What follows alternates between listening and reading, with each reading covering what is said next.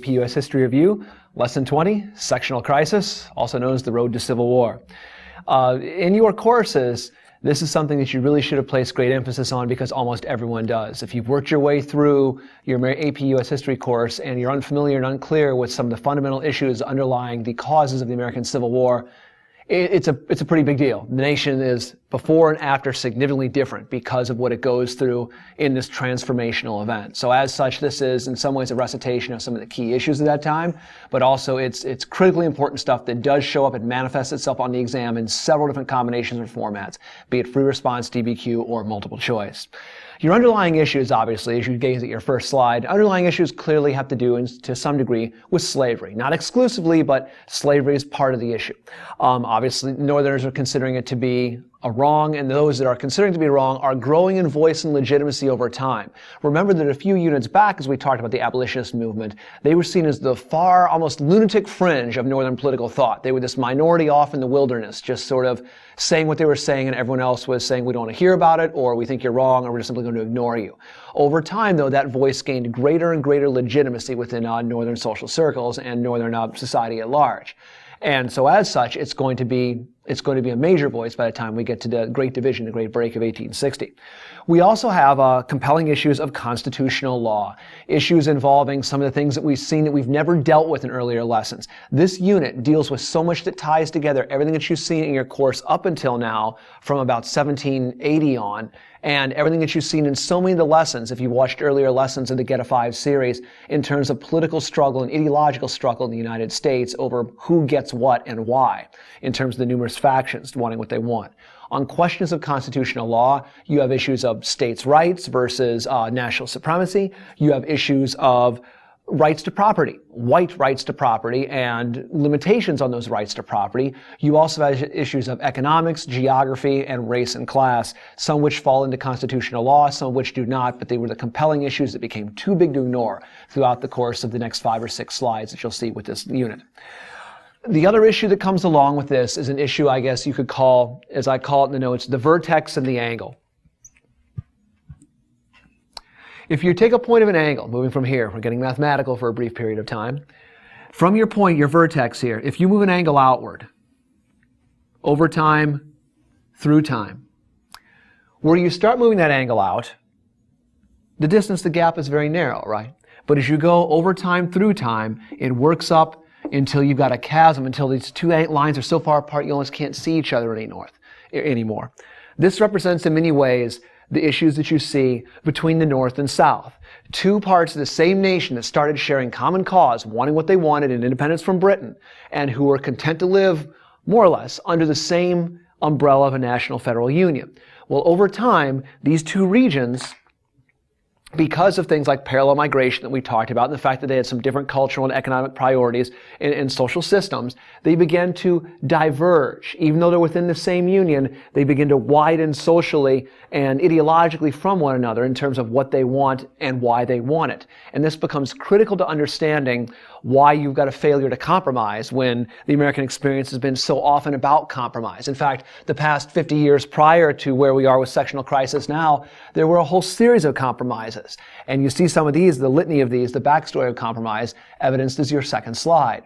There's a whole narrative that has gone on in American history from the compromises of the Constitutional Convention, even before that, the compromises in the writing of the Declaration of Independence itself, through the early federal period, through the antebellum period, designed to try to prevent exactly the thing that they failed to prevent. You go back to the Missouri Compromise, 1820. How can we let a state in the Union that's slave and not upset the balance of slave and free states? Well, we'll let Maine in. We're going to put our nice line on the map, as you recall, for the 3630 line, saying everything south of that line will be slave, everything north of that line will be free. We're going to try to solve this problem forever, right? The tariff crisis of 1828, which you referenced earlier in lessons and things that you've done. The idea that the South resented this tariff, they saw it as economic tyranny because the South was an exporting and importing nation. They exported raw cotton to the outside world. They imported in almost every other finished good they needed. And the North, for their part, the North was a producing economy. The North wanted tariffs to help allow those industries to generate increased production, increased strength.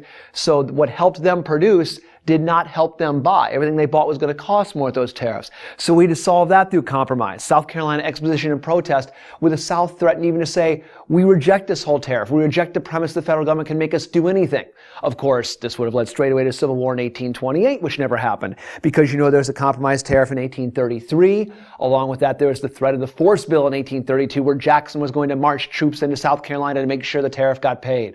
The 1833 compromise takes that away. So we never really addressed the issue, can states resist federal authority or not?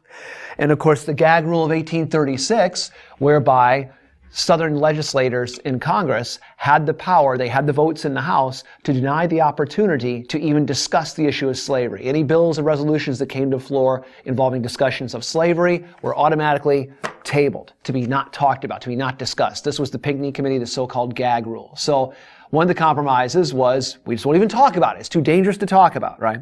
And then the Wilmot Proviso of 1846, coming up just a few lessons earlier, whereby northern states, resentful of what they saw as a slave conspiracy to seize the lands of Texas and the Mexican Cession, California, New Mexico, Arizona, etc., tried to make it so that if we gained those territories for the Union, those territories would not be open to slavery, which of course made the South absolutely livid, because at least on one level, from the Southern point of view, that was one of the major reasons to fight and win the Mexican War. And this brings us then to this issue of Mexico. Ralph Waldo Emerson, the transcendentalist, famously said that Mexico will poison us. By gaining this massive victory, in the Mexican War, which essentially allocated all of this land, with the exception of the Gadsden Purchase, all this land to the United States, was going to create problems that never existed before. The victory here and the 1848 election are the beginnings of serious division over slavery in the Mexican territories, because this is your other fundamental constitutional question, which becomes the dominant question of this entire unit of all these slides. With the Wilmot Proviso and the Mexican War, there is just one big question. What will become of slavery on the frontier? And that is the question that ultimately, because it was unanswerable in a unified way, will divide and threaten to destroy this grand federal union, this grand federal experiment that began with the Revolution. So that's our big question. In reaction to this big question, we see a new political party emerge, the Free Soilers. And the Free Soil Party has a position of, they're like a party of orphan children in some ways.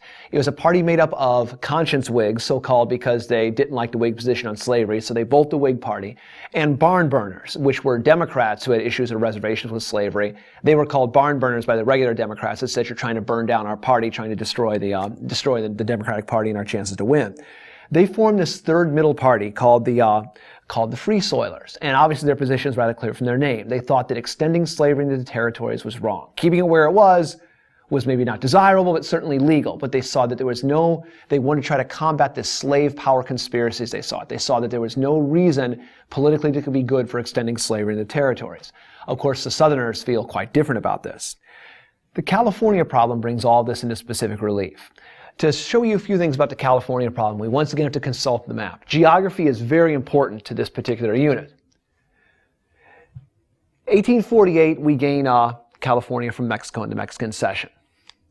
1849, gold is discovered in California. And there's a big, massive rush to get to California. In fact, if most Americans would have had their way during this time, this was what was called the Great American Desert. Pretend that this is like a sheet cake. It's a big cake. Okay, it's a big cake in a big sheet pan. If most Americans had their way, they would have taken a gigantic carving knife and they would have sliced the country here, shoved that part of the cake out, and shoved this part over, because the whole objective was to get from here to here as rapidly as possible so you could try to attempt to make your fortune. So with California populating as rapidly as it did, it brings up a problem that had never been encountered before. California's population means it's ready for statehood about 10 to 20 years at least ahead of schedule. And you'll notice where California is. California as a stated area wants to come in. First of all, it's made up of all these individuals who went out to California in general to strike it rich, meaning they were going as individuals, not slaveholders. And secondly, California territorialist speaking, there it is, goes right through the 3630 line, which was supposed to, from the Missouri Compromise, solve this problem for all time. Well, our problem is now no longer solved for all time. And this brings up the first of many dilemmas and dominoes to fall. Lewis Cass, a congressman from Michigan, suggests a solution. Perhaps that what we need to have in these territories from here out to avoid this problem, these fights over slavery, is what he calls so-called squatters' rights. An important term that you need to know, which is about letting essentially settlers who come to these areas choose for themselves whether or not slavery ought to be legal in their particular territory or not. Now, the problem with this is all of a sudden we're right back at 1820 again, aren't we? If squatters' rights comes through, then there's no 3630 line, and our question, what happens to slavery on the frontier? Slavery could be anywhere or not, just depending on what people wanted. You've got no set sequence, so the compromises kind of unravel under that pressure a little bit. Ultimately, to solve the California problem, you have a multi-part compromise that gets sort of broken into packages and pushed through the Congress. This is the last great act of the trio of congressmen, the trio of statesmen, rather, that have governed this entire era. It's the last act of Henry Clay, John Calhoun, and Daniel Webster, is to try to have this compromise. And the compromise is successful to the extent that it averts civil war for a decade. It pushes it off for 10 years. Multiple parts of this compromise, and the compromise sort of worked out as follows. Basic stuff that's totally bread and butter for you to know for your exam in many ways. International slave trade is going to be abolished in Washington, D.C. The District of Columbia was the one area it was still legal to bring slaves into the United States. The rest of slave importation stopped in 1808. Secondly, California will be admitted to the Union as a free state. The two territories behind California, the light yellow area here on the map, the Utah Territory and New Mexico Territory, when they're built into states, they will be open to slavery through the concept of squatters' rights, which is now referred to as popular sovereignty. Same kind of idea. Squatters' rights, popular sovereignty, squatters' rights. So those two areas will be open to slavery through that, which means no more 3630 line. Additionally, in that, Texas, it takes on its current form and shape as opposed to what you'd seen in earlier lessons where it had gone so far up. The size of Texas is reduced a little bit. It's still a massive state, but that pleases some of the northerners who are afraid of a slave state that would be about that gigantic. In exchange for reducing that size, the federal union absorbs all of Texas's war debts from the old Mexican War, the War of Texas Independence. Essentially, Texas was bought off. They were made an offer they couldn't refuse by the federal government. And then lastly, and most fatefully, for Southerners, a fugitive slave clause is put in the Constitution, which will empower Southern agents to, if necessary, go to the North to retrieve runaways who have fled from their plantations and have escaped into the free states. In other words, giving Southerners what they wanted, the rights to reclaim their escaped property. And this is going to, in many ways, start an enormous backlash, as we're going to see move and counter move, shove and counter shove in terms of these two sides, these factions on slavery and non-slaveholders, grappling with this issue.